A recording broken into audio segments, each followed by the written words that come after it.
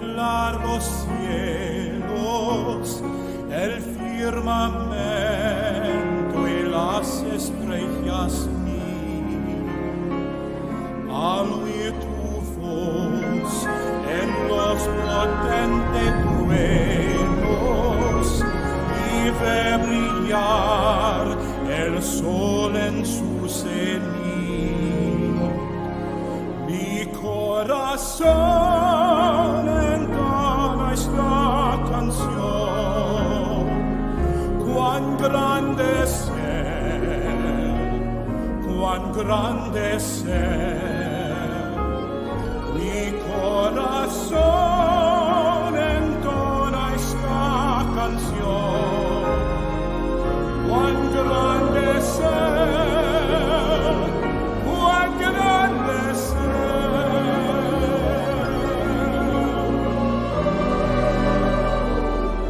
Cuando recuerdo del amor divino que desde el cielo al Salvador envió, aquel Jesús que por salvarme vino y en una cruz sufrió por mí, murió. Mi corazón entona esta canción, cuán grande ser, cuán grande ser. Mi corazón entona esta canción, cuán grande ser, cuán grande ser.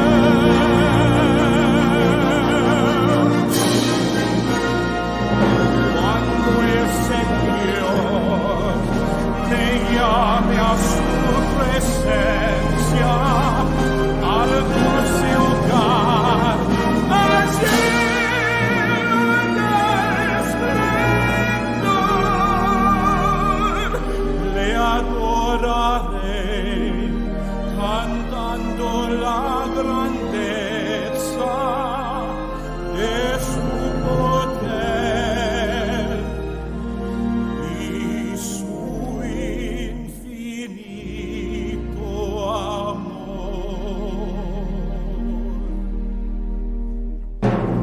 Mi corazón entona esta canción, cuán grande ser, cuán grande ser.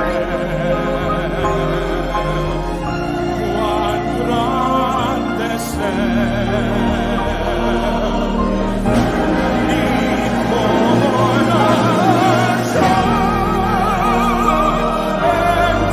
entona esta canción, cuán grande ser, cuán grande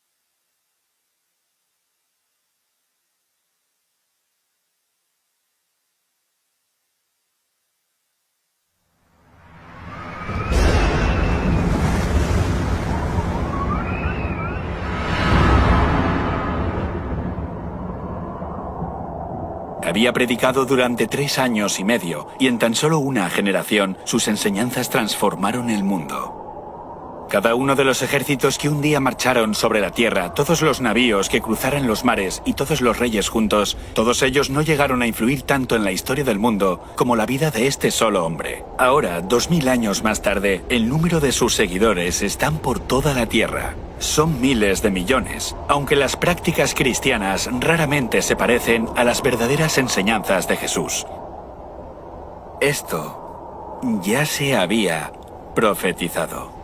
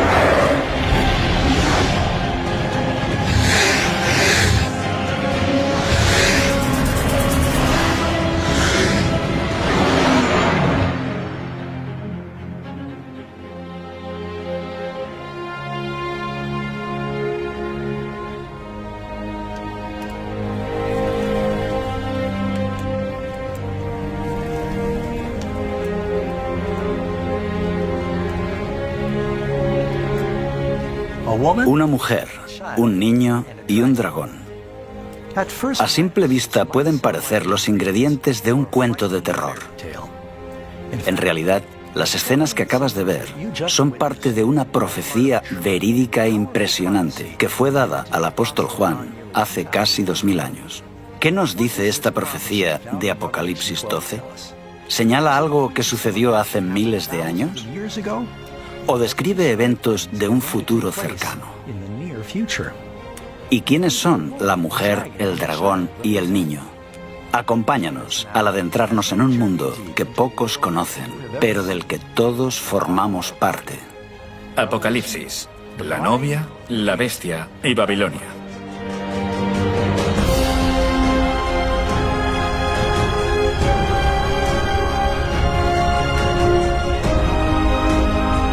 En el último libro de la Biblia, Apocalipsis, al apóstol Juan se le mostró la visión de una intensa lucha entre el bien y el mal. La profecía de una batalla que se ha ido intensificando en las sombras desde el comienzo del mundo. Los secretos detrás de esta profecía han estado envueltos en misterio durante siglos, comenzando con los reinos y gobernantes durante la historia del mundo, hasta los hombres y mujeres que se levantaron para luchar por aquello en lo que creían. Esta es la historia del cristianismo, la búsqueda de la verdad y el pilar que sustenta la fe de millones de personas. Apareció en el cielo una gran señal, una mujer vestida del sol, con la luna debajo de sus pies, y sobre su cabeza una corona de 12 estrellas. Y estando encinta, clamaba con dolores de parto, en la angustia del alumbramiento. Y el dragón se paró frente a la mujer que estaba por dar a luz, a fin de devorar a su hijo tan pronto como naciese. Muchos eruditos bíblicos e historiadores han estudiado esta profecía a lo largo de los años y concuerdan en que la profecía de Apocalipsis 12 apunta a un evento conocido como la matanza de los inocentes, que se produjo en Judea en el siglo I. Unas décadas antes del nacimiento de Jesús, el Imperio Romano había conquistado todo el mundo mediterráneo, incluyendo Judea. Durante la dominación romana hubo diferentes gobernadores en la región. 20 años antes de que Jesús naciera, en Judea gobierna el rey Herodes, un rey vasallo de Roma. Tenemos documentos fuera de la Biblia que indican que era muy cruel. Mató incluso a sus propios hijos. Era tan despiadado que jamás desearías tenerle en tu contra. Herodes se quedó muy preocupado cuando una pequeña delegación de sabios de Oriente llegan a Jerusalén anunciando que buscaban al recién nacido rey de los judíos. ¿Por qué se preocupó por eso? Porque él ostentaba el título. Era él a quien el imperio había otorgado el título de rey de los judíos. Y le preguntó a sus astrólogos cuándo podía haber nacido el niño. Determinaron que no habrían pasado más de 2 años, quizá menos. Los fariseos y los saduceos le indican exactamente dónde debía nacer el niño. Le dicen que debía nacer en Belén y tuvo miedo de perder su trono. Es por eso que se enciende su ira contra el niño y envía soldados para que maten a Jesús.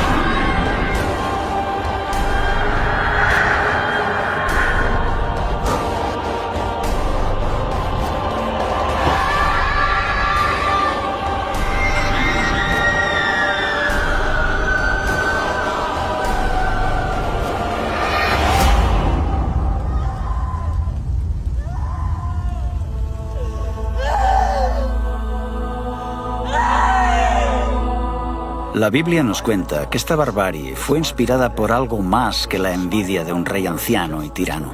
Muchos eruditos bíblicos creen que es parte de una lucha más grande, que comenzó en el principio de los tiempos y continúa hasta el día de hoy.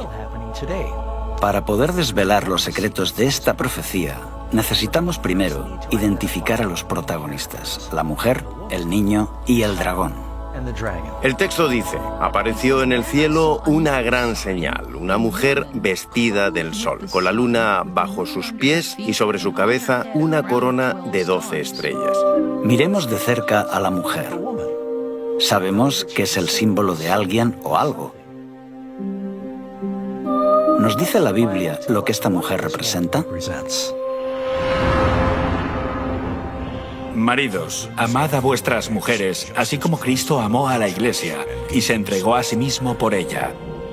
Con este texto concluimos que la Iglesia es la novia de Cristo, pero no es solo la novia de Cristo, sino que en cierto sentido, puesto que un hombre no odia a su propia carne, la Iglesia es el cuerpo de Jesús. En la Escritura, la Iglesia está representada claramente por una mujer. La mujer representa el pueblo de Dios. Esto lo vemos en el Antiguo Testamento y en el Nuevo. Jesús es del pueblo de Israel y después la Iglesia crece como algo que Jesús establece. Lo más importante es que esta mujer está a punto de dar a luz a un varón muy especial. ¿Quién es este niño? Tenemos algunas pistas. La primera es que gobierna con vara de hierro sobre las naciones. Esta es una referencia al Antiguo Testamento, donde se describe a Dios como el que gobierna sobre las naciones con vara de hierro. Después dice que es llevado al cielo. ¿Y quién es llevado al cielo? Él es el Rey de Reyes y Señor de Señores. Estas dos características señalan, sin lugar a dudas, que se trata de Jesús. Ahora vamos a ver quién es el enemigo en esta profecía. El dragón. También apareció otra señal en el cielo. He aquí un gran dragón escarlata. No necesitamos elucubrar acerca de quién es el dragón. La Biblia nos lo dice. El dragón es el diablo. Tanto en el Antiguo Testamento como en el Nuevo, ¿quién es el que trata de destruir? Es Satanás, el diablo. Es por eso que ataca en cuanto Cristo llega a la tierra. Y fue lanzado fuera el gran dragón, la serpiente antigua, que se llama Diablo y Satanás, el cual engaña al mundo entero. Fue arrojado a la tierra, y sus ángeles fueron arrojados con él. Lo que vemos aquí, en la primera parte de Apocalipsis 12, es una representación simbólica del conflicto a través de los siglos entre Cristo y Satanás. Vemos que este conflicto se remonta al jardín del Edén, donde había una serpiente con alas. ¿Y qué es una serpiente con alas? Tiene forma de dragón. Esta serpiente, este dragón, aparece desde el principio y por toda la Biblia. A través de la vida y el ministerio de Cristo, Satanás trató de arruinar los planes de Jesús, de salvar a la humanidad. Mas él, herido fue por nuestras rebeliones, molido por nuestros pecados. El castigo de nuestra paz fue sobre él, y por su llaga fuimos nosotros curados. En varias ocasiones le golpearon en las sinagogas, intentaron tirarle por un acantilado. Trataron de silenciarlo, le torturaron públicamente hasta matarlo. La estrategia de arruinar el plan de salvación se vino abajo cuando Jesús se levantó de entre los muertos. Y su Hijo fue arrebatado para Dios y para su trono. Con el Hijo de Dios fuera de su alcance, el diablo dirigió toda su furia a los seguidores de Jesús, los nuevos cristianos. Primero, lo hizo utilizando el poder cruel del Imperio Romano. Y cuando vio el dragón que había sido arrojado a la tierra, persiguió a la mujer que había dado a luz al hijo varón. Los cristianos eran una minoría perseguida y no eran reconocidos por el Imperio Romano. Hubo una serie de persecuciones, algunas de ellas muy fuertes. Una de las funciones de la religión en el Imperio Romano era la de asegurar el bienestar del Estado. Creían que si se adoraba correctamente a los dioses, ellos favorecían al imperio, pero la ira divina se cernía sobre el imperio si no se les adoraba de la forma apropiada. No quieren hacer sacrificios a los dioses. En ese momento el propio emperador era también un dios. Se convirtieron en el chivo expiatorio. Si algo va mal, posiblemente es porque los cristianos rehúsan venerar a los dioses como se requiere. Por supuesto tienen que castigarlos, y con frecuencia esto significa la muerte. La gente creía que los cristianos practicaban la inmoralidad cuando se reunían. Había rumores de que practicaban incesto. Los cristianos solían llamarse entre ellos hermanos o hermanas y comían la carne de Cristo. Corrían rumores de que los cristianos comían niños. Así que cuando los paganos escuchaban esto, pensaban en lo peor. Progresivamente los cristianos fueron despojados de sus cargos civiles y militares. Los libros eran confiscados y sus iglesias destruidas. Se les prohíbe reunirse. Todo esto es porque se cree que están afectando negativamente al imperio. Mientras la iglesia primitiva sufría bajo esta persecución devastadora de Roma, las vidas de los cristianos se convirtieron en un poderoso testimonio de la verdad. Mientras los paganos vivían bajo el constante temor de la superstición, los cristianos se enfrentaban a la tortura y la muerte con una paz sobrenatural. Nerón los puso como comida para los leones. También se les ataba a unos pilares y se les ponía resina. Les prendían fuego como si fueran antorchas humanas y así podían proseguir las festividades durante la noche. Los desmembraban, los partían en dos, eran asesinados por los gladiadores. Inventaron todo tipo de torturas para librarse de los cristianos. Al enfrentarse de forma dolorosa a la muerte, a menudo cantaban y estaban alegres. Mientras miles de cristianos pagaban la pena máxima por su fe, sus oraciones y su sangre eran como semillas para que otros se convirtieran. Las personas estaban tan impresionadas con sus muertes que la reacción inmediata fue: yo también. Así que los cristianos se propagaban como la pólvora. Cuantos más morían, mayor número defendía la fe. Quiero enfatizar que la Iglesia primitiva se propaga a pesar de los continuos intentos de represión de los extremadamente autoritarios y poderosos emperadores, quienes se pusieron firmemente en contra de los cristianos. Aún así, la Iglesia sobrevive. Tertuliano dice que siempre que surge un problema, una hambruna, una enfermedad o una peste, todos dicen: los cristianos a los leones. Como si tan pocos leones pudieran comerse a tantos de ellos. Lo que quiere decir es que no hay forma de destruirlos a todos. Durante este periodo de crecimiento exponencial, los cristianos del Imperio Romano estuvieron literalmente ocultos. Este laberinto de túneles y salas bajo las ciudades de Roma se conocen como catacumbas. Es importante entender qué son las catacumbas. Algunos creen que son cuevas naturales que había bajo la ciudad de Roma y que los cristianos utilizaron. Salvo raras excepciones, las catacumbas no eran cuevas naturales, sino que fueron excavadas por los cristianos. Así que los cristianos hicieron complejos laberintos subterráneos. A veces celebraban allí los servicios donde estaban enterrados los mártires. Por otro lado, es muy significativo el hecho de que enterraran allí a sus muertos. Los cristianos creían en la resurrección del cuerpo. Esta creencia cambió con el paso de los siglos, pero sabemos que los primeros cristianos creían que su cuerpo sería resucitado. Por eso optaron por enterrar a los muertos en lugar de incinerarlos. Así que, si se les veía enterrando a los muertos, sobre todo durante las intensas oleadas de persecución, era como decirle a la policía que viniera a investigarme porque puedo ser un cristiano. En el año 306 llega al poder un nuevo emperador y la situación de pronto cambió. Constantino el Grande fue un líder militar y un político astuto. Constantino tuvo que enfrentarse a una serie de guerras civiles para poder convertirse en emperador.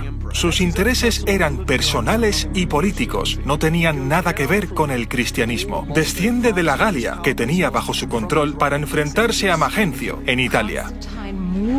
Constantino viene del norte hacia el sur, a Italia, haciendo un largo recorrido. Mientras marchaba con su ejército, una noche tuvo un sueño donde Dios vino a él y le dijo: te convertirás en cristiano, pondrás este símbolo en tu escudo y vencerás. Poco después tuvo una visión. La historia relata que fue vista tanto por Constantino como por su ejército. Levantó su vista hacia el sol y vio una cruz llena de luz y escrito en griego: en tu túnica. Bajo este signo vencerás. La historia de que había tenido este sueño aparece en una etapa relativamente temprana. Es descrito por Eusebio. Se encuentra en diferentes fuentes con diferentes versiones, pero parece que Constantino sí que dijo: he tenido este encuentro divino y un ángel me ha dicho que gracias a la señal de la cruz venceré. Constantino mandó pintar los escudos de sus tropas con el símbolo cristiano.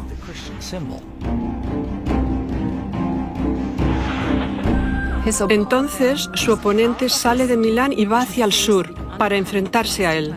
Las tropas de Constantino estaban mejor entrenadas porque ya habían ganado varias victorias en su marcha. Su oponente cruza el río en el puente de Milvio. Constantino y su ejército están delante de él y detrás de él el río. No es una buena situación, porque si no vences al enemigo no tienes dónde retirarte. Así Magencio fue derrotado. Constantino aún no era cristiano, pero cree que el Dios cristiano le ha dado la victoria. El Dios cristiano es más poderoso que ningún otro Dios. Constantino hizo que el símbolo del cristianismo se integrara en el imperio. Luchó bajo ese símbolo y ganó. Como buen emperador romano pensaría, tengo el símbolo, estoy en el camino correcto. Si tú eras un pagano o estabas confuso en cuanto a la religión, tienes un conflicto de deidades. ¿Cuál quedará por encima de las otras? El Dios cristiano. Puedes sacar tus propias conclusiones. Gradualmente cambió el sentido nacional contra el cristianismo. Durante el reinado de Constantino, los cristianos pasaron de ser una secta perseguida a detentar abiertamente posiciones de influencia en los tribunales y en los palacios de reyes y gobernadores. Ahora, una gran parte de las élites y de la clase dirigente se convierten automáticamente en los obispos locales. Se convirtieron al cristianismo. No fue tan difícil, porque la mayoría ya creía en una divinidad suprema. Ahora es más fácil hacer una carrera militar o en la administración pública imperial si eres cristiano. Porque todos los que ostentan el poder son cristianos. Si querías escalar en la jerarquía, ya sea en el ejército, el gobierno civil o en los tribunales, te hacías cristiano. El edicto de tolerancia de Constantino lo hace muy atractivo. Constantino puede proclamar su título de El Grande, ya que cambió la historia del mundo e hizo que el cristianismo, que hasta entonces había sufrido sangrientas persecuciones, se convirtiera en la religión del Estado. Y como todos en el Imperio Romano entraban a formar parte de la Iglesia cristiana, traían con ellos muchas de sus antiguas creencias y prácticas paganas.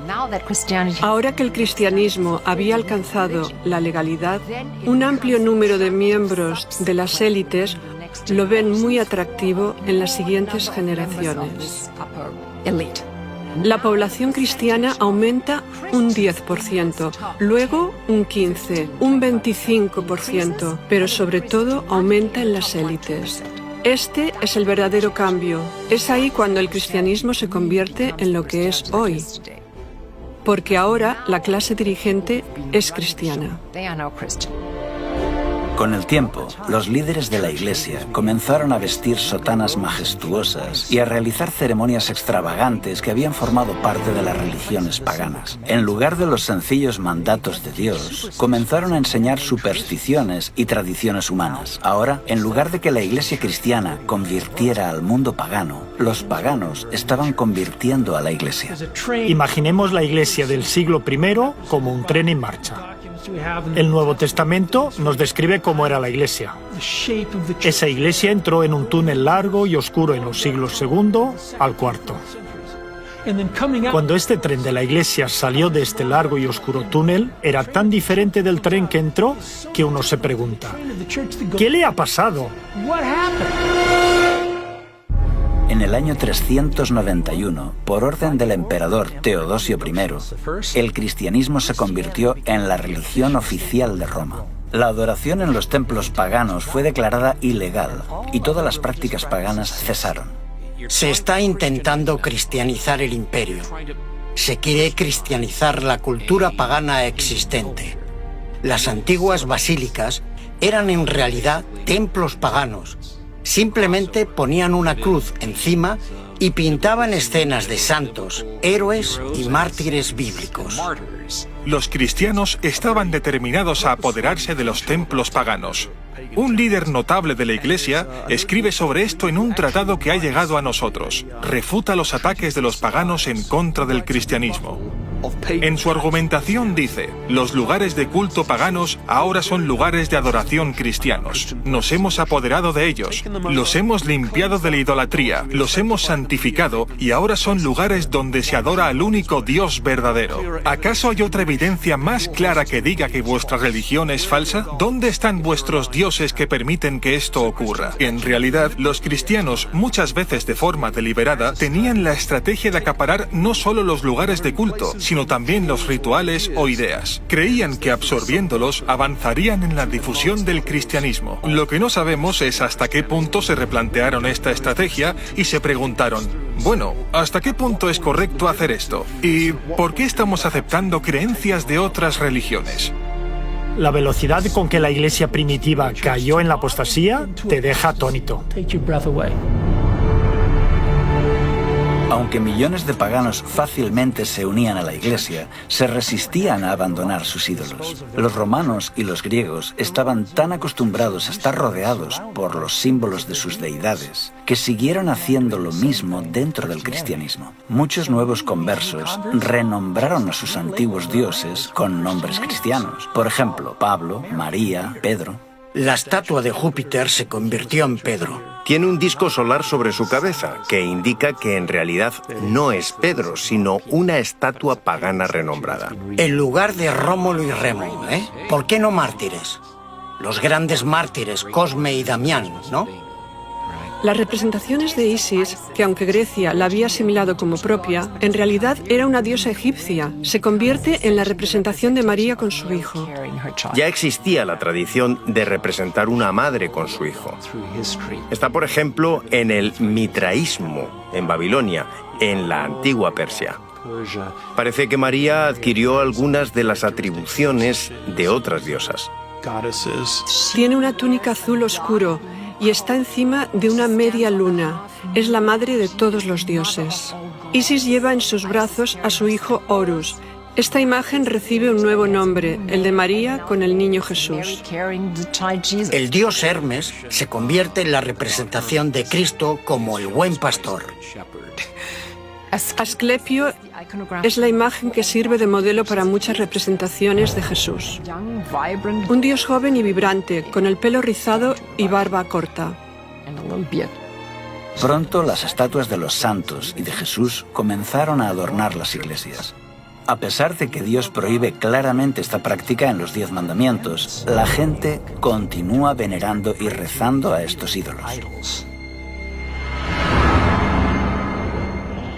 No te harás imágenes, ni ninguna semejanza de lo que esté arriba en el cielo, ni abajo en la tierra, ni en las aguas debajo de la tierra. No te inclinarás a ellas, ni las honrarás. Este último punto está relacionado con la veneración a María, la madre de Jesús. Si bien es cierto que María fue una mujer fiel y honrada por ser la madre de Jesús, en ningún lugar de la Biblia se enseña que deba ser divinizada o adorada. María siempre fue muy importante en la historia antigua de la cristiandad, pero en la Edad Media fue elevada a un rango de semidiosa. Creían que la Virgen María podía interceder por los culpables seres humanos ante su Hijo, totalmente virtuoso, justiciero y censurador. Es una imagen extraña, pero así es como lo muestra el arte religioso de la época. La Biblia no venera a María como a alguien más allá de lo humano. La muestra como una mujer pura y maravillosa que fue usada por Dios para dar a luz al Mesías. Sin embargo, en el Concilio de Nicea, en el año 325, la Iglesia elevó a María al rango de diosa y comediadora con Cristo. Incluso en una fecha tan temprana como finales del siglo IV, ya se dedicaban iglesias a la Virgen María. Pero tristemente, estos no fueron los únicos errores que se introdujeron en este periodo. En época apostólica, el bautismo era una ceremonia sagrada reservada solo para aquellos que tenían suficiente edad como para tomar una decisión racional y entregarse a Cristo. Era un testimonio público de que aceptaban a Cristo y su perdón. El bautismo, literalmente, representa morir y enterrar al viejo hombre y resucitar a una nueva vida en Cristo. Con el transcurso de los siglos, el bautismo se ve más como un rito de iniciación al cristianismo. Comienza en las primeras etapas de la vida, al final de la infancia o cerca de la adolescencia, cuando estás realmente listo para hacer un compromiso de fe. La ceremonia del bautismo se realizaba en un lago o en un río, donde la persona puede ser totalmente sumergida, lo que representa que queda completamente limpio de sus pecados. La práctica del bautismo, poco a poco, fue alterada por la Iglesia. Cientos de años después de Cristo, el bautismo cambió a una fórmula más cómoda. Esto en realidad arruinó el poderoso simbolismo de este rito y contradice el ejemplo de Jesús, que fue bautizado por inmersión. Esta cuestión continuó siendo debatida hasta aproximadamente el siglo XII, porque los teólogos estaban reexaminando la doctrina cristiana y dictaminan que existe el pecado original, el pecado que tiene toda la humanidad como resultado de la caída en el jardín del Edén y que está en el alma desde el momento del nacimiento. Tenían el concepto, que no es bíblico, de que un niño podía pecar en el momento de nacer. Si había pecado, estaba en peligro de ir al infierno y arder por la eternidad. La única forma de prevenir esto era bautizándolo en la iglesia. Ser miembro de la iglesia era tener un pasaporte al cielo. Decían, tenemos que empezar a bautizar a los bebés inmediatamente, lo antes posible, y si mueren, en este periodo la mortalidad infantil era muy alta y muchos bebés morían, entrarían en el cielo. Otra verdad cristiana que fue alterada por la influencia pagana fue la Cena del Señor. Jesús instituyó el servicio de comunión, algunos lo llaman Eucaristía, para ser una ceremonia hermosa pero sencilla, donde sus seguidores bebían vino sin fermentar y pan sin levadura. Estos eran símbolos del cuerpo y la sangre sin pecado de Jesús, para que los creyentes recordaran su sacrificio y sus enseñanzas. Sin duda, el rito más importante para los cristianos a finales de la Edad Media era la Eucaristía o comunión, o como muchos la llamaban comúnmente, la misa. Tanto hombres como mujeres se reúnen para tomar el sacramento, celebran la Eucaristía o comunión, toman el símbolo del cuerpo y la sangre de Jesucristo. Pero de nuevo, bajo la influencia de rituales paganos, los líderes de la Iglesia cambiaron el santo rito de la comunión en una ceremonia de magia. Con este nuevo ritual, se utilizó el vino fermentado y, según decían, el sacerdote tenía la capacidad de transformar el pan y el vino en el cuerpo y la sangre reales de Cristo. Se llama transubstanciación el concepto de que un sacerdote transforma la Eucaristía en el cuerpo y la sangre de Cristo, cuando pronuncia la fórmula hoc es enim corpus meum. Este es mi cuerpo. Eran palabras poderosas, ya que se creía que al ser pronunciadas tenían el poder de hacer que Dios transformara la naturaleza del pan y del vino en la sangre de Jesucristo resucitado. Llegaron al punto de decir, estamos creando a Dios al pronunciar las palabras mágicas. Lo que ocurría en el altar era que el pan se convertía en el cuerpo, el vino se convertía en la sangre, aunque seguían pareciendo pan y vino. Esta ofrenda del sacrificio en la Eucaristía, este sacrificio de alabanza, esta comida fraternal, ahora no solo es un recordatorio del sacrificio, sino que es un sacrificio en sí mismo que otorga la salvación. Creían y enseñaban que Jesús, en la persona del sacerdote, presentaba en la misa el sacrificio de Cristo ante Dios el Padre. Así se obtiene la bendición y la santidad que la Iglesia puede administrar a quien ella quiera en la misa. La gente creía que al celebrar una misa estabas haciendo algo bueno que era ofrecido a Dios. Esto hacía que hubiera una base teológica para repetirlo constantemente. En 1415, en el Concilio de Constanza, los líderes de la Iglesia decretaron que solo podrían beber vino los sacerdotes y los fieles recibirían tan solo el pan. Pero la Biblia dice que cuando Jesús estableció el servicio de la comunión, todos bebieron el vino.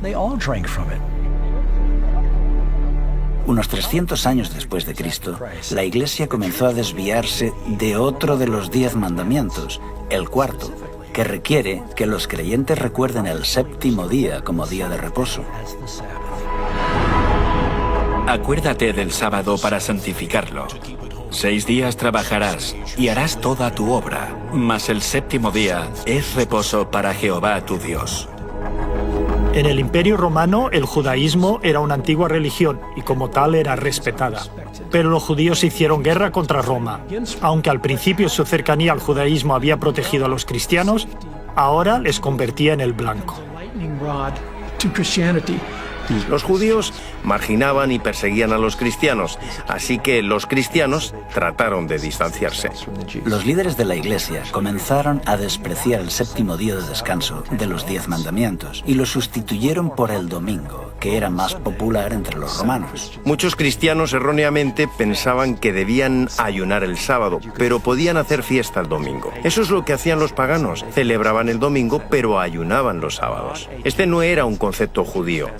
Los judíos ayunaban el viernes y celebraban el sábado, pero algunos cristianos creían lo contrario. Si ayunas un día pero haces fiesta el siguiente, es fácil imaginar cuál de los dos se convierte en el más popular. La tercera causa es que se introduce en la Iglesia la influencia pagana del culto al sol. Cuando esta costumbre comienza a introducirse en la Iglesia, Constantino lo utiliza para exaltar el domingo, el día del sol, como un día que la gente debe adorar. Esta separación de la ley de Dios fue gradual a lo largo de los siglos. Fue aceptada tan ampliamente que la mayoría de los cristianos se sorprenden al descubrir que no tiene respaldo en la Biblia. En el año 313, Constantino publicó el Edicto de Milán, donde establecía el domingo como día de descanso. La ley dominical del emperador no tuvo nada que ver con el cristianismo. El objetivo era honrar al dios grecorromano Helios o Apolo. El emperador Constantino se convirtió al cristianismo, pero al permanecer fiel al dios Sol, el emperador Constantino trasladó el día de adoración del sábado, como lo había conservado el judaísmo, al domingo, el día del dios Sol. Desde entonces los cristianos, al menos la inmensa mayoría de ellos, celebran el culto en domingo en lugar de en sábado. Esto también quedó reflejado en otro edicto de Constantino, del año 321, cuando ordenó: En el venerable día del sol, dejen que los magistrados y las gentes residentes en las ciudades descansen. Dejen que todos los talleres se cierren. Fíjate que dice Día del Sol. Además, está documentado que Constantino el Grande hizo una ley para todo el imperio, decretando que debía guardarse el domingo como día de descanso.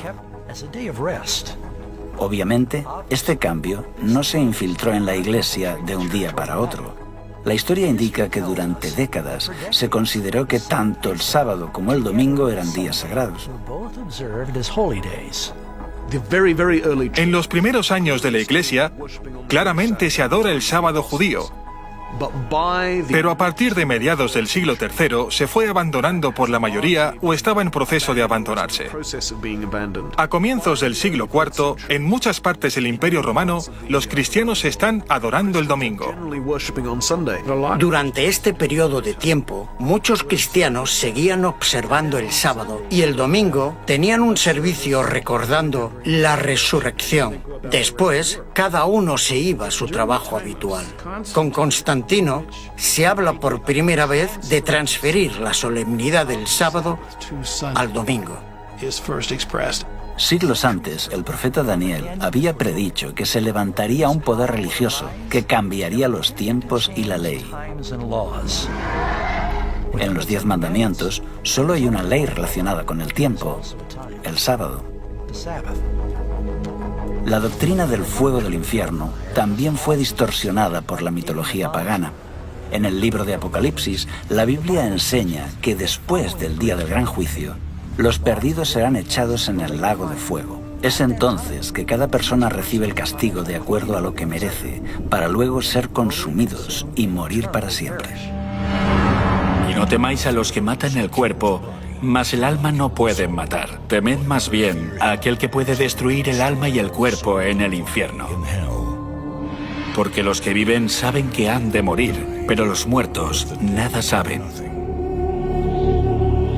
Los sacerdotes comenzaron a enseñar que el infierno era un lugar de eterno tormento, gobernado por el diablo, y que comenzaba en el momento de la muerte. La Iglesia apóstata utilizó este concepto aterrador de eterna tortura para aterrorizar y manipular tanto al rey como al plebeyo. Y lo peor de todo es que presenta a Jesús como a un malvado sádico. Esta doctrina ha hecho que ateos y agnósticos cuestionen la idea cristiana de un Dios de amor, porque hace algo mucho peor incluso que lo que hizo Hitler. No importa lo que una persona haya hecho, miles de millones de años para pagar por sus faltas. Así que muchas personas han odiado a Dios y han aprendido a odiarlo por culpa de esta doctrina. Otro concepto pagano que se infiltró en el pensamiento cristiano fue en relación con la vida después de la muerte. La doctrina del purgatorio enseña que al morir, algunas personas entrarán en un fuego infernal temporal, donde son purificadas para poder ir al cielo. Es un centro de rehabilitación, a medio camino entre el cielo y el infierno. La cuestión es que puedes escapar del purgatorio. La misa dice consignados a las llamas de la aflicción.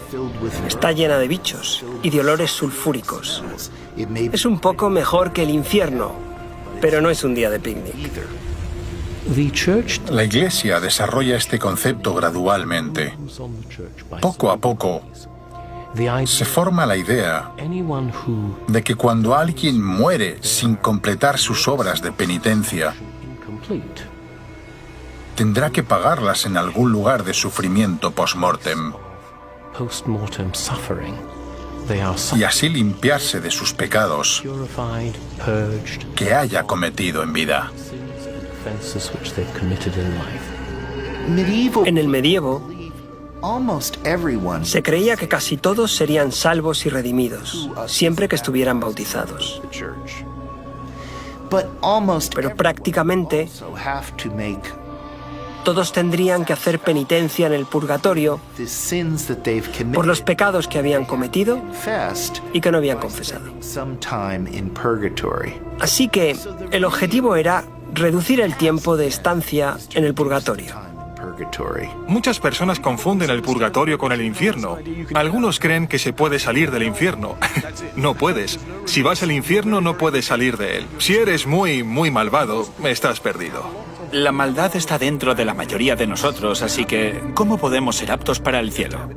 Necesitamos hacer una purga de todo lo malo. Es de ahí de donde viene la palabra purgatorio. La mayor parte de los cristianos creían que sus familiares estaban sufriendo en el purgatorio. Y el purgatorio no es un lugar agradable. Estás allí durante miles de años. La idea de un purgatorio existe desde hace siglos, antes del tiempo de Jesús. Escritos de Platón, a comienzos del siglo IV a.C., han ayudado a esclarecer de dónde vino este concepto de purificación mediante castigo. Pero en realidad no se consideraba que el purgatorio fuera un lugar real hasta siglos después. Los teólogos elaboraron la doctrina del purgatorio entre los años 1160 y 1180 y se aceptó formalmente en el Segundo Concilio de León en el año 1274.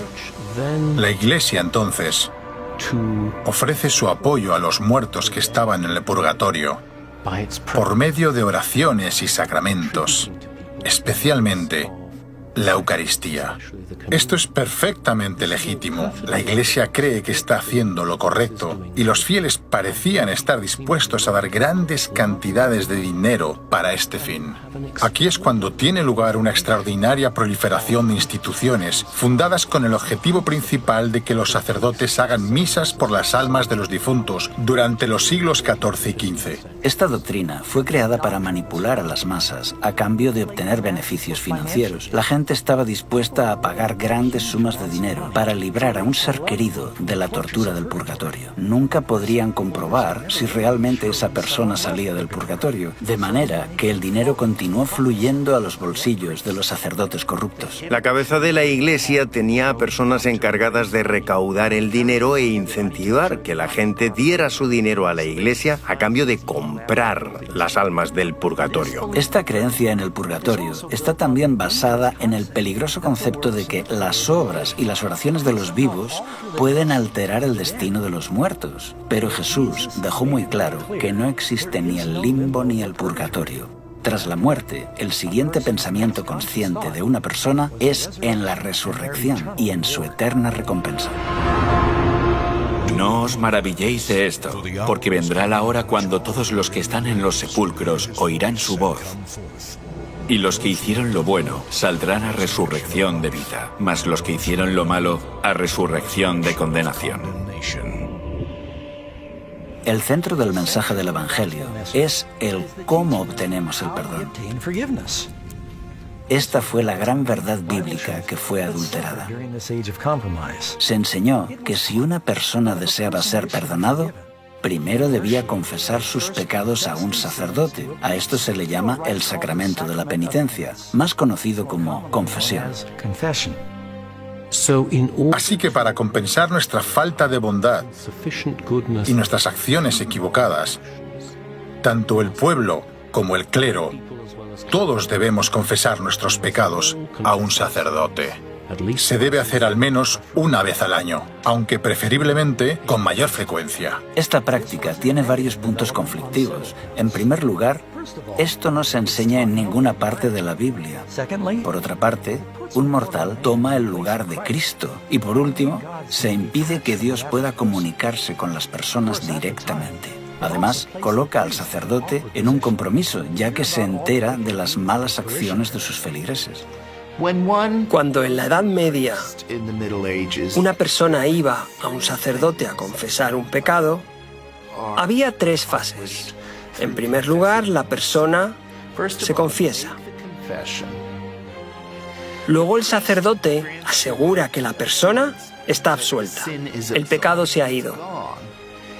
Por último, como ha violado las leyes de la Iglesia y las enseñanzas de Cristo, tiene que hacer una obra de penitencia en compensación al pecado cometido.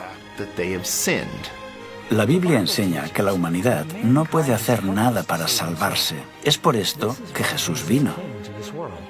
Las Escrituras enseñan que la salvación depende enteramente de nuestra confianza en la gracia y en la misericordia de Dios, que no merecemos. Es un gran regalo que no puede ser obtenido por nuestros esfuerzos ni buenas obras.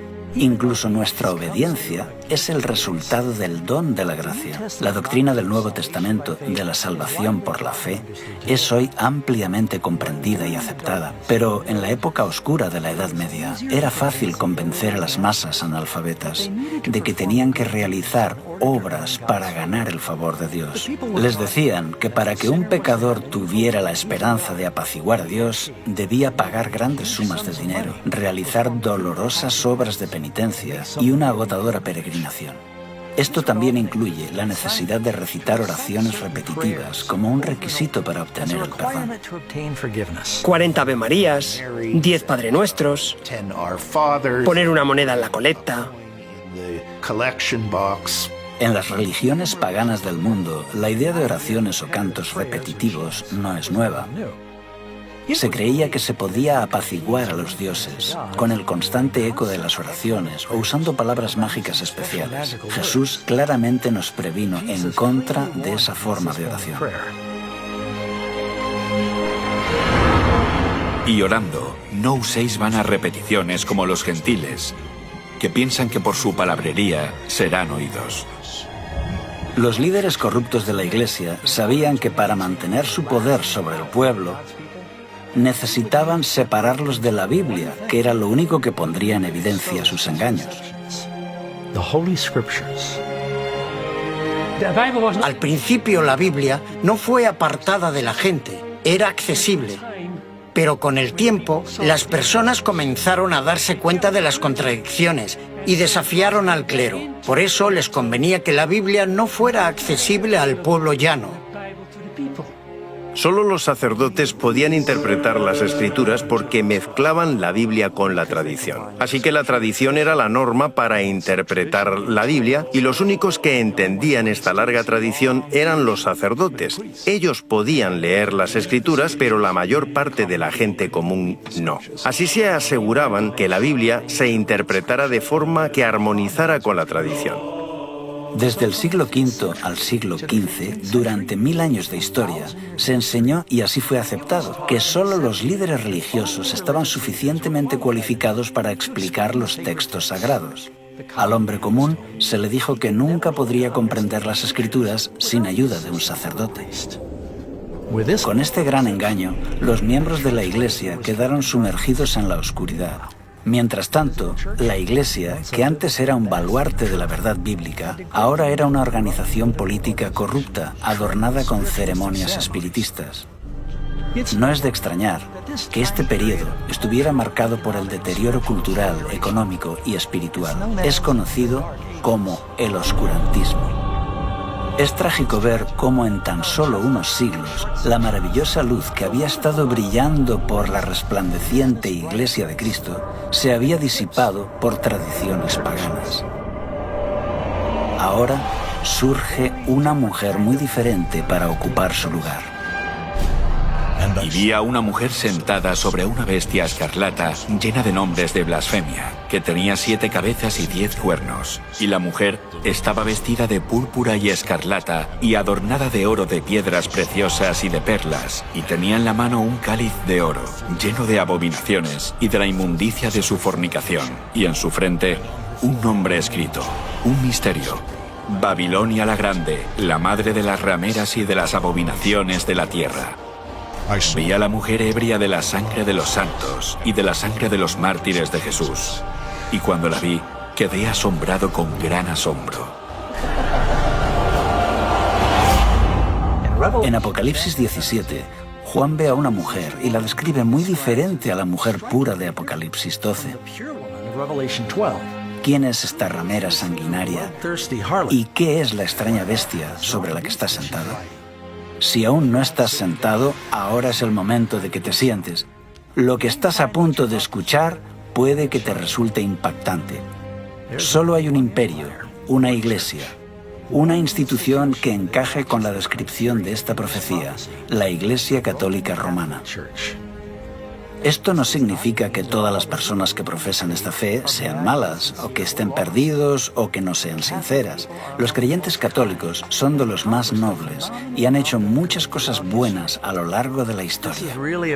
Aquí se trata de una lucha a otros niveles, entre poderes espirituales e instituciones, que combaten contra la verdad de la Biblia. Pero ahora debemos descorrer el velo y ver las evidencias de forma objetiva.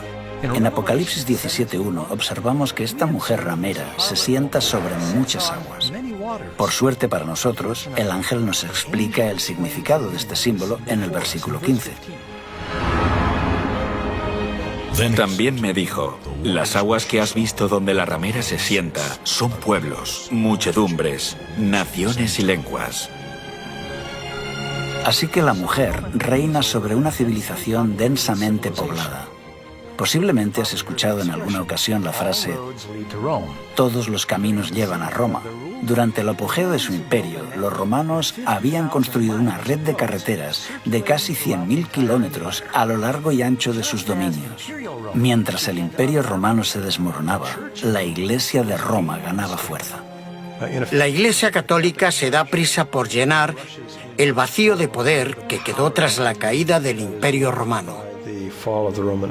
Cuando a mediados del siglo V, Atila, el rey de los hunos, avanza hacia la ciudad de Roma con su ejército, es el Papa, el obispo de Roma, y no el emperador, quien sale a detenerlo. El papado está buscando tener la preeminencia, tanto en el terreno político como religioso. La profecía también indica que la mujer está sobre una bestia con 7 cabezas y 10 cuernos. Estos son símbolos. Esta criatura representa claramente al monstruo con 7 cabezas y 10 cuernos que acabamos de ver atacando a la novia de Cristo en el capítulo 12.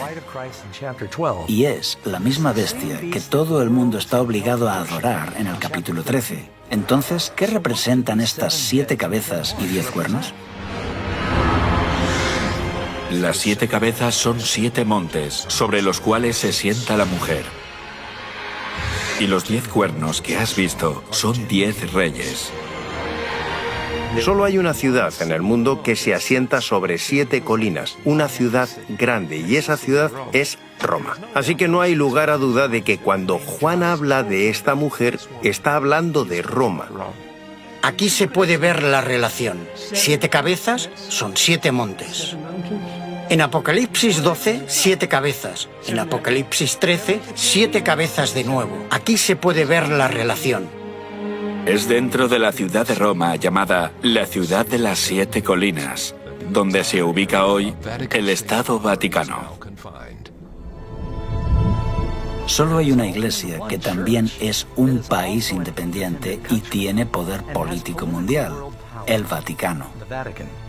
Este país, con la población más pequeña del mundo, se estableció como un estado independiente con 44 hectáreas dentro de la ciudad de Roma. Tras los muros de la ciudad del Vaticano, viven menos de 1000 personas. Viven en este pequeño país gobernado por el Papa, quien tiene poder absoluto, ya que él reúne el poder ejecutivo, legislativo y judicial. Embajadores de todo el mundo se reúnen con el Papa y sus representantes buscando la influencia y la orientación de este poder religioso internacional. Incluso las Naciones Unidas se reunieron para escuchar al Papa. Cuando cayó el Imperio Romano de Occidente, el territorio se dividió en 10 regiones principales. Los 10 cuernos representan a los 10 reyes o reinos en los que se dividió la Roma imperial.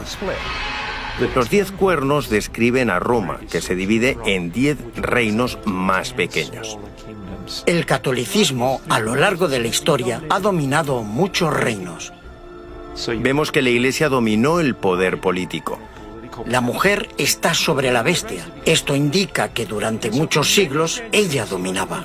Aquí se ve la unión de la Iglesia y el Estado.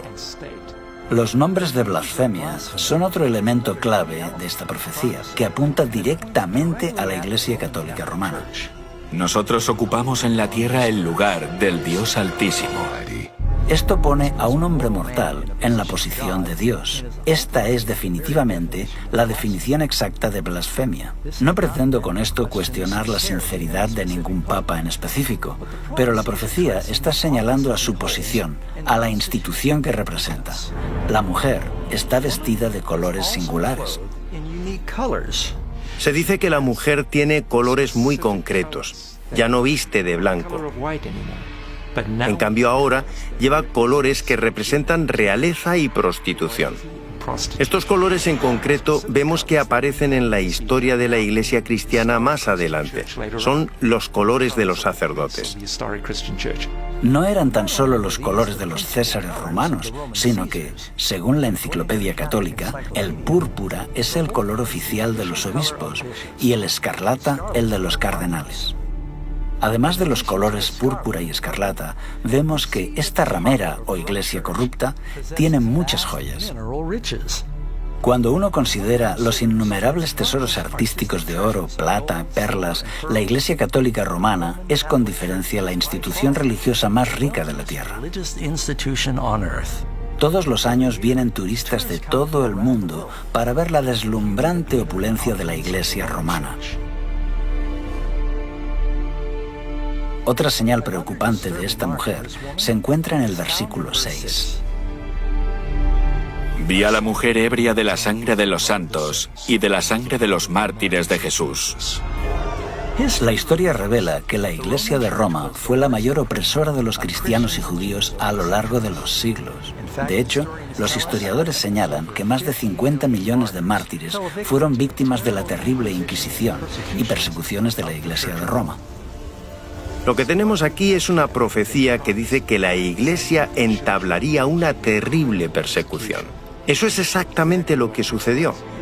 La Iglesia construyó una gran estructura legal, conocida como la Inquisición, para interrogar y torturar a los disidentes, forzando al mayor número posible a retractarse de sus ideas y ejecutando a los líderes del movimiento para evitar que divulgaran sus ideas. El mayor número de muertes que se haya registrado en la época ocurre cuando la Iglesia romana persiguió a los que no estaban de acuerdo con ella. Este grado de represión continúa durante toda la Edad Media. Así que esta mujer o iglesia es un poder opresor que persigue a los verdaderos seguidores de Cristo. Veremos a varios valientes que arriesgaron sus vidas por exponer las influencias paganas corrosivas y por compartir la palabra de Dios en este tiempo de oscuridad espiritual. El pueblo que andaba en tinieblas vio gran luz. Los que moraban en tierra de sombra de muerte, luz resplandeció sobre ellos. Había un joven que vivía en Lyon, Francia, que cambiaría el curso de la historia cristiana. Pedro Valdo, también conocido como Valdés. Era un joven comerciante, rico y educado. Tuvo una experiencia que le cambió la vida. Un amigo de Valdo murió de forma repentina. Al darse cuenta de la brevedad de la vida y de la vanidad de los tesoros mundanos, Valdo tomó la firme decisión de dejar todo por Cristo. Dio sus riquezas a los pobres y se convirtió en un predicador itinerante. Valdo enseñaba que la Biblia debía entenderse de forma literal y predicaba a la gente en su propio idioma. Alentó a los creyentes a vivir vidas sencillas y de pobreza. También denunció con valentía los excesos de los sacerdotes.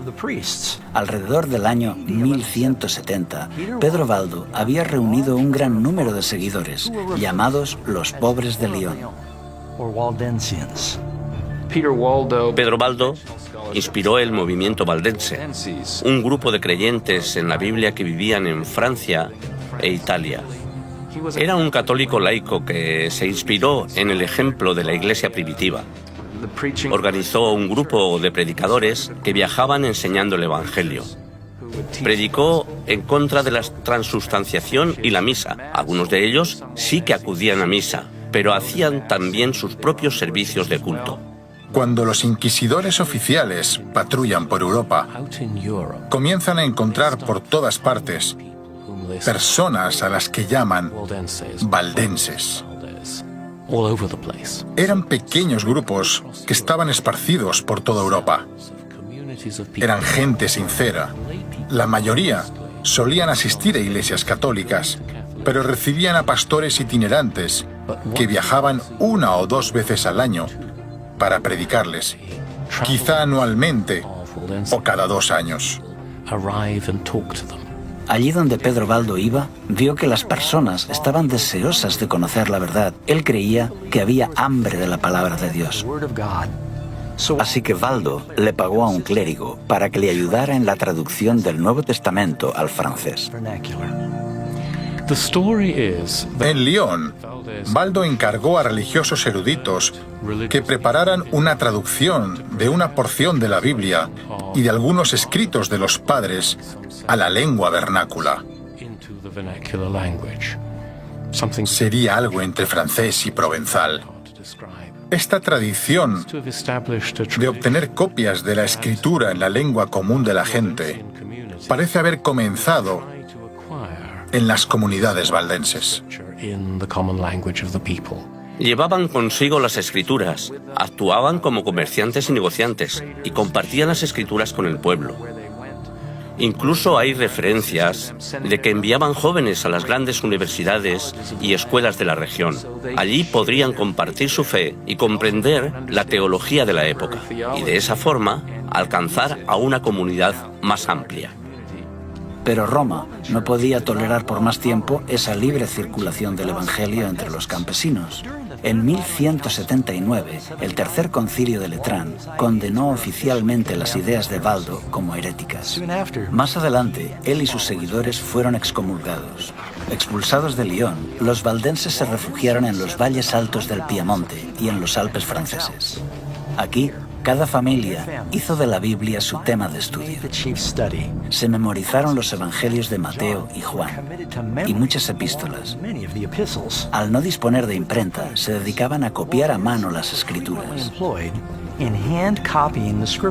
Conocidos por su adhesión estricta a la Biblia, estos predicadores extendían sus enseñanzas por el extranjero, mientras viajaban como vendedores ambulantes. Para no ser descubiertos, escondían en el forro de sus ropas sus copias a mano de pasajes de la Biblia y las compartían cuando encontraban a alguien que estaba abierto a escuchar. Incluso tras la muerte de Pedro Baldo en 1218, la Iglesia de Roma continuó persiguiendo ferozmente a los valdenses.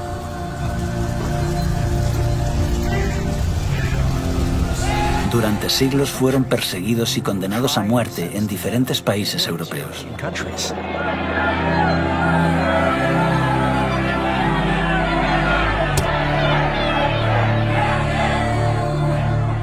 El Espíritu Santo incitó a muchos dentro de la Iglesia a levantarse con valentía a favor de una reforma. Uno de ellos era John Wycliffe, teólogo inglés y predicador laico, traductor y profesor en Oxford. Cuando comenzó a señalar los errores dañinos que se enseñaban a los creyentes, su educación le dio una gran ventaja. Wycliffe nunca quiso ponerse en contra de los líderes de la Iglesia, pero al ver las evidentes contradicciones entre lo que decía la Biblia y lo que hacía la Iglesia, no pudo guardar silencio.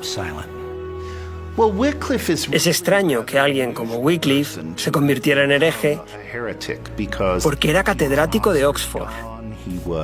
Fue educado en la estructura de la Iglesia, pero estaba afligido por lo que veía a su alrededor. Cuando vio que Roma sustituía las Sagradas Escrituras por la tradición, acusó a los sacerdotes de privar a la gente del pan de vida. Creía que la Biblia era una autoridad suprema y organizó la traducción de la Biblia. Tenía seguidores llamados lollardos, quienes iban por todas partes distribuyendo la Biblia y predicando. Creían en la importancia de leer la Biblia. Leían la traducción de Wycliffe y creían en una religión más sencilla, que ya los valdenses y otros habían promovido en el siglo XII. Este era el mayor regalo que podía dar a la gente común. Ningún otro documento ha alterado tanto el curso de la historia como la traducción de la Biblia al inglés. Él presentó algunas de las verdades que después desarrollaría el protestantismo. Sus enseñanzas prepararon el camino para que, siglos más tarde, muchos en Inglaterra aceptaran la Reforma. Wycliffe tuvo la valentía de declarar que la autoridad universal del Papa no era bíblica. Por eso, el 22 de mayo de 1377, el Papa Gregorio condenó los escritos de John Wycliffe, indicando que sus enseñanzas eran peligrosas para la Iglesia y el Estado. Pero Wycliffe continuó enseñando que la salvación era únicamente mediante Cristo y que eran las Escrituras las que eran infalibles y no la Iglesia de Roma. Con el tiempo, sus escritos y su trabajo de reforma se extendió como una ola, influyendo a millones de creyentes. Se podía leer en cualquier lugar donde hubiera gente instruida y teólogos escolásticos. Viajan por Europa, a Bohemia, e inspiran también a Juan Hus. Hus comparte con Wycliffe su desacuerdo sobre la transubstanciación, el poder del clero y la riqueza de la Iglesia. Hus era muy joven cuando Wycliffe falleció, pero sus escritos tuvieron una poderosa influencia en su vida y su misión. Fue un predicador de Bohemia, profesor en la universidad y por un tiempo fue capellán del rey. Se le confió la tarea de predicar en una pequeña capilla que acababa de ser inaugurada, la capilla de Belén.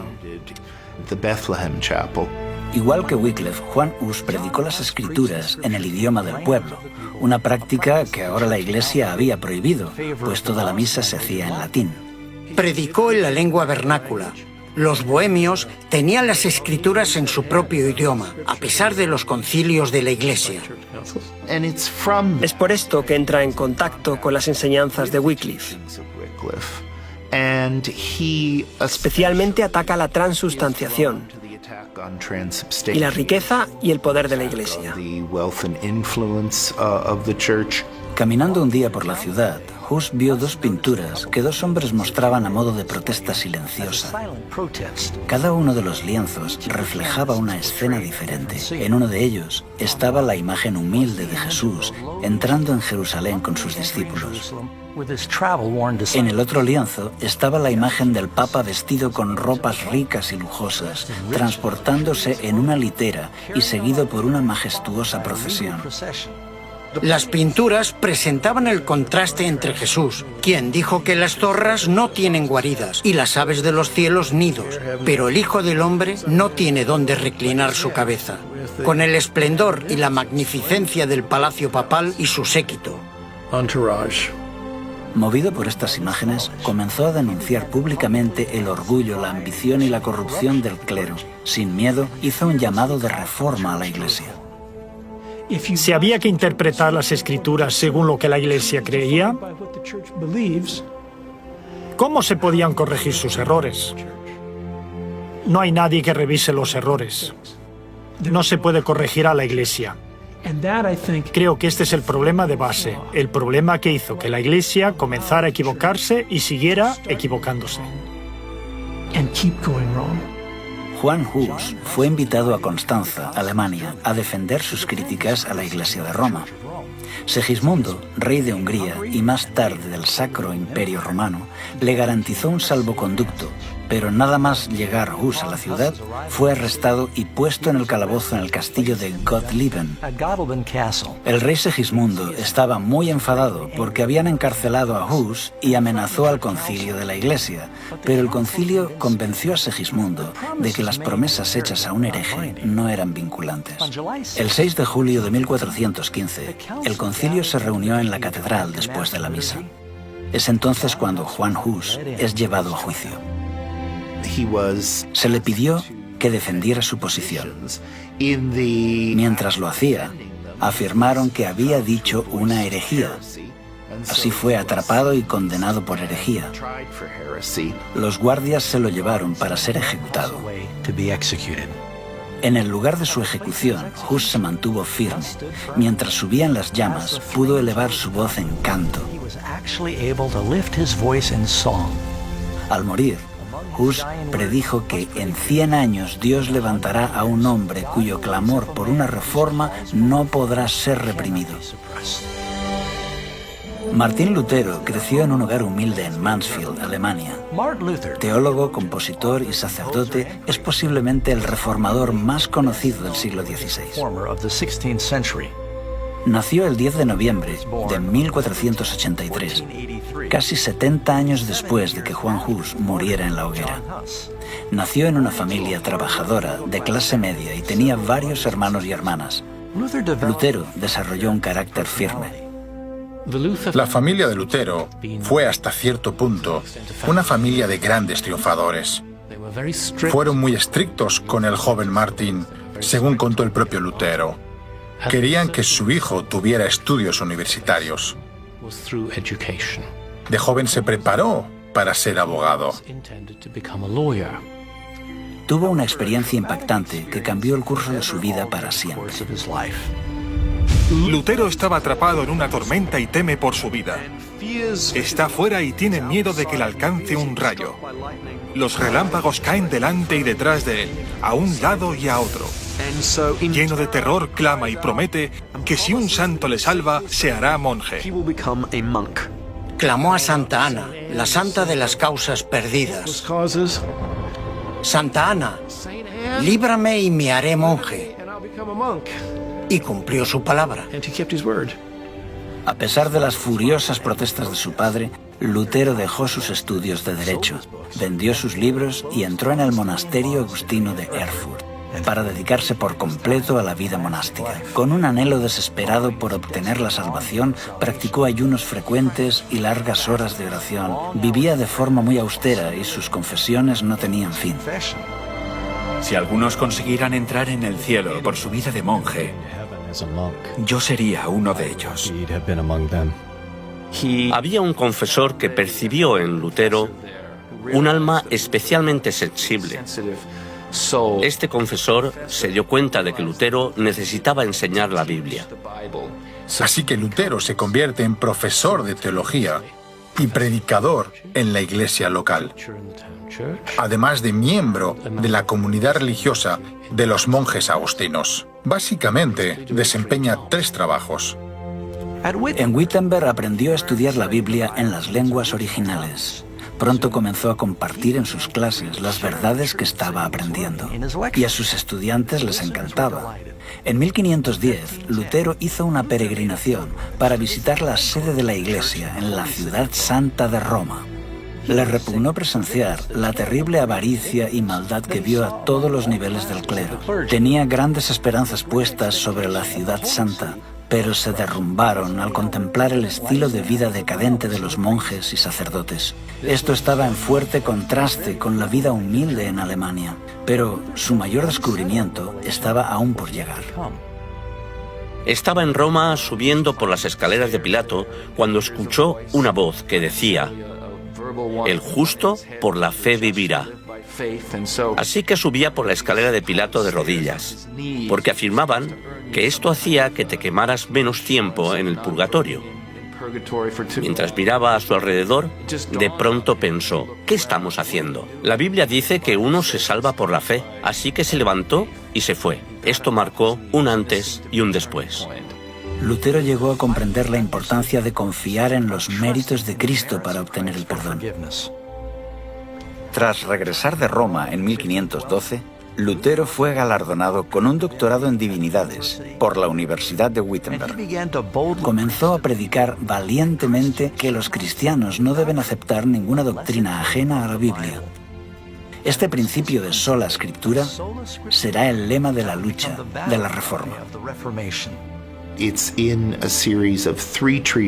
1520 presenta una serie de 3 tratados donde explica que las tradiciones de la Iglesia se han corrompido por añadidos humanos y que la Iglesia solo debe seguir el testimonio de la Biblia. Esto es lo que explica el declive de la Iglesia, que la gente perdió de vista la Biblia y la capacidad de leerla por sí misma. Había una barrera entre el pueblo y la Biblia, entre los fieles y Cristo. Cuando Martín Lutero y sus colegas declararon que la Biblia era la única autoridad válida, comenzó el resurgir de la Iglesia. Sola escritura, tota escritura, prima escritura, y hacen que la situación cambie. En la misma época, Roma estaba excavando el suelo para la construcción de la nueva y magnífica Basílica de San Pedro. La Iglesia envió a Alemania a Johann Tetzel para vender indulgencias con el fin de recaudar los fondos necesarios para la catedral. La Iglesia cree no solo que sus servicios y ofrendas pueden ayudar a los muertos, también dice que el jefe de la Iglesia de Occidente, el Papa, gracias a la gran abundancia de gracia acumulada en la Iglesia, puede declarar que los pecados de alguien quedan borrados tras su muerte. Esto es lo que recibe el nombre de indulgencia. La indulgencia plenaria absolvía a la persona de todos los pecados cometidos hasta ese momento y, según decía la Iglesia, aceleraba el proceso del purgatorio, llevando a la persona directamente al cielo. A finales de la Edad Media, la Iglesia está convencida que puede decirle a la gente: si estás dispuesto a hacer una ofrenda a la Iglesia te dará una indulgencia en forma de ofrenda para un familiar, amigo, pariente, ser querido que haya fallecido. Supuestamente ese ser querido escapaba de forma inmediata de las torturas del purgatorio.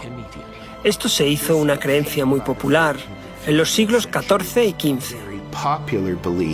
La gente pedía indulgencias. Lutero descubrió que algunos de sus feligreses compraban indulgencias y se indignó. Cuando la gente vino a él para canjear sus indulgencias, se negó rotundamente a validarlas. Lutero les dijo que lo que tenían que hacer en realidad era arrepentirse sinceramente de sus pecados y abandonarlos. Esto fue lo que forzó a Lutero a entablar una batalla con su amada Iglesia. El 31 de octubre de 1517, Lutero clavó su famosa protesta en la puerta de la iglesia de Todos los Santos de Wittenberg. ¿Qué son las famosas 95 tesis que Lutero clava a la puerta de la iglesia del castillo de Wittenberg? Es una invitación académica al debate. Él anota 95 tesis y lo que básicamente está diciendo es: estas son mis propuestas. Estaban mejor redactadas de lo que uno se puede imaginar porque estaban pensadas para el debate. Las 95 tesis eran solo 95 propuestas sobre las que pretende entablar un debate en la universidad. Esta es una práctica habitual en el mundo académico a finales de la Edad Media. Así que Lutero está realizando un ejercicio estrictamente académico. Es como publicar un artículo en una revista académica de la actualidad. Yo mismo, como historiador, no espero que muchas personas lean mi trabajo. Solamente piensas en alcanzar a un círculo muy estrecho. Así que clava sus tesis a la puerta del castillo de Wittenberg, porque tradicionalmente es allí donde se publican las invitaciones al debate. Así que Lutero no esperaba despertar tanto revuelo. Atrajo la atención de mucha gente, incluyendo la del Papa. Lutero no deseaba despertar la hostilidad de la Iglesia. Él cree que las aceptarán.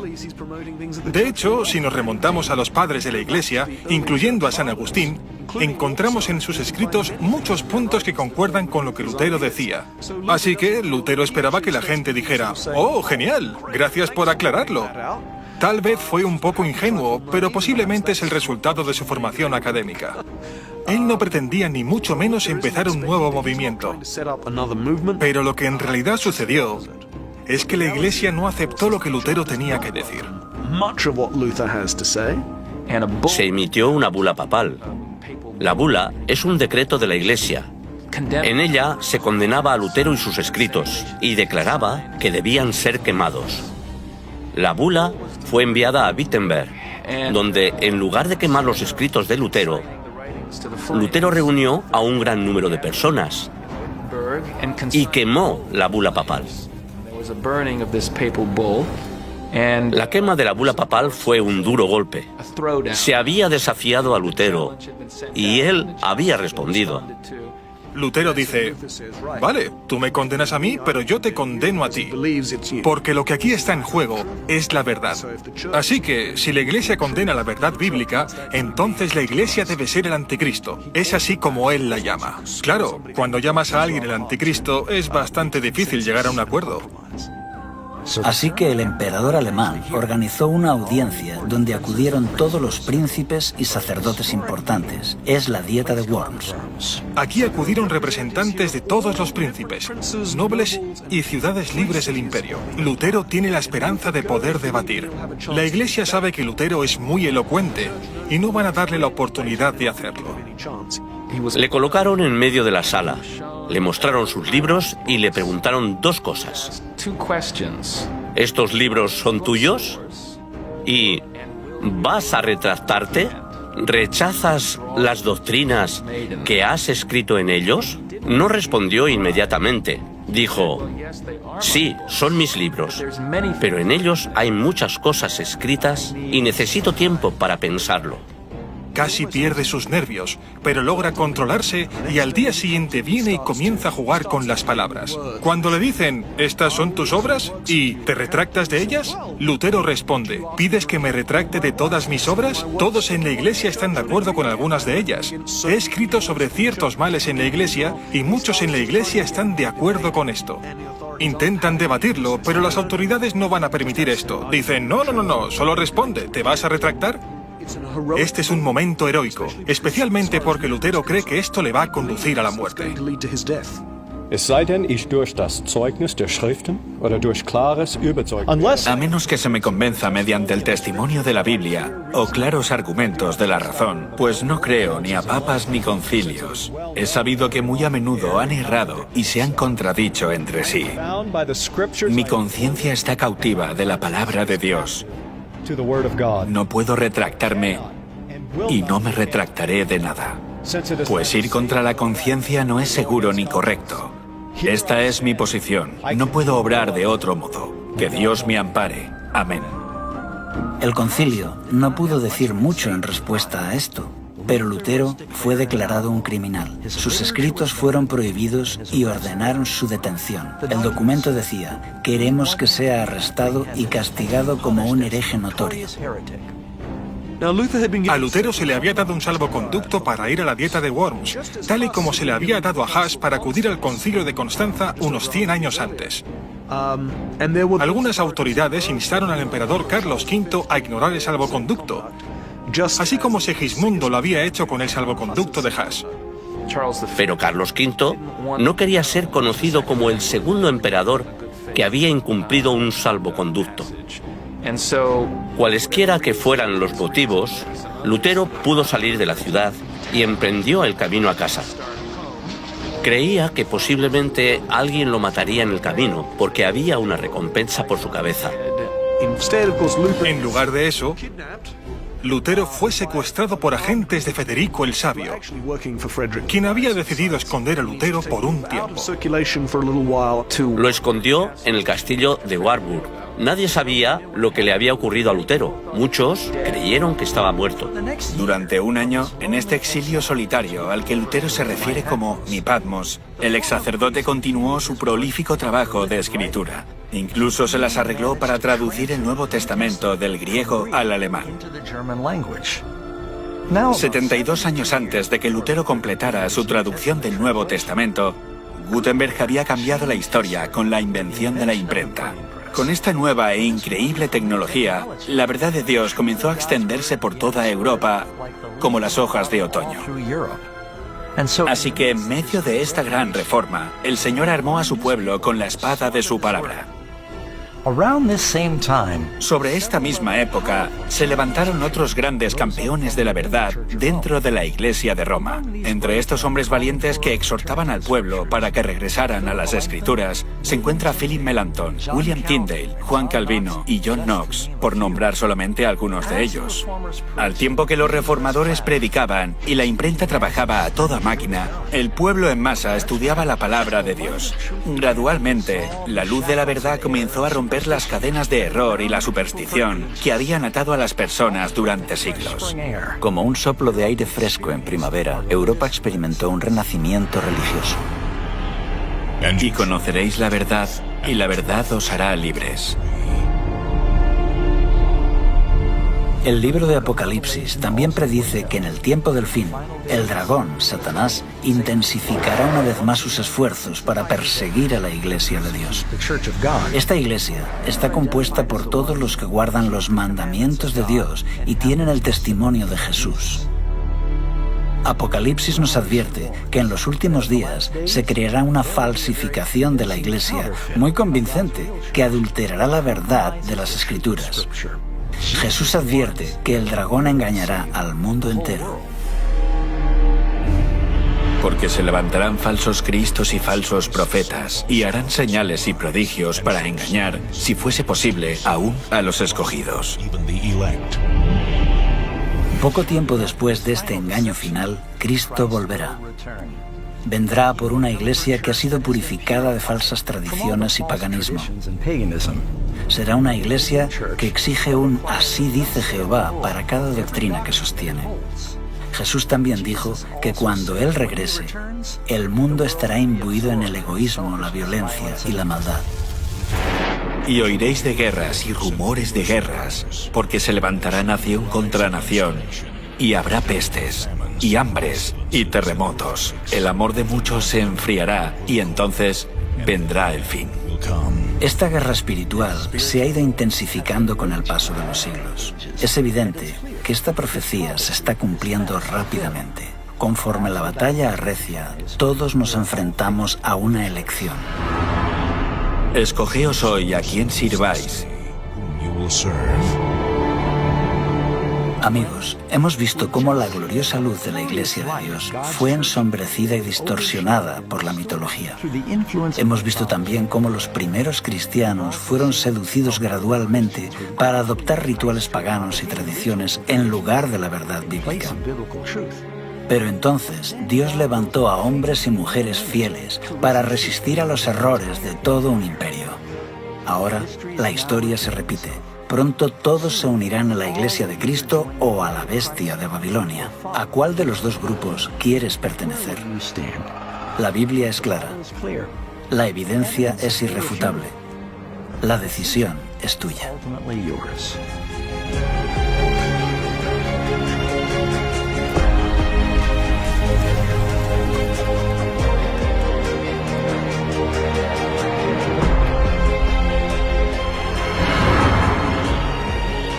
Ciertamente vengo en breve.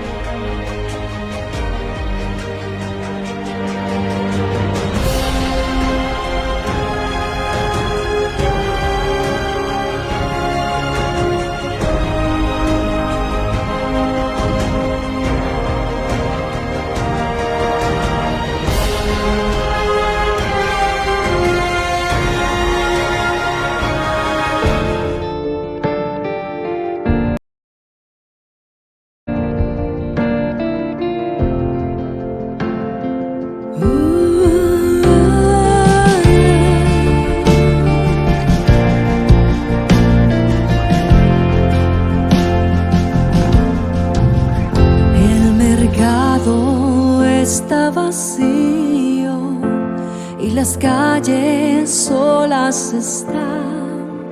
Los trabajos están quietos, terminó el cosechar. Los aviones van sin rumbo y no hay nadie en el control. Todo queda suspendido a la entrada del gran rey.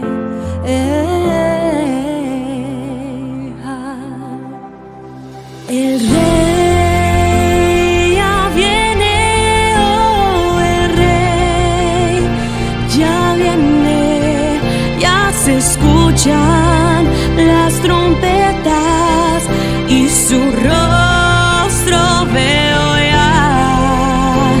El rey ya viene, oh, el rey ya viene, gloria a Dios, Él viene por mí.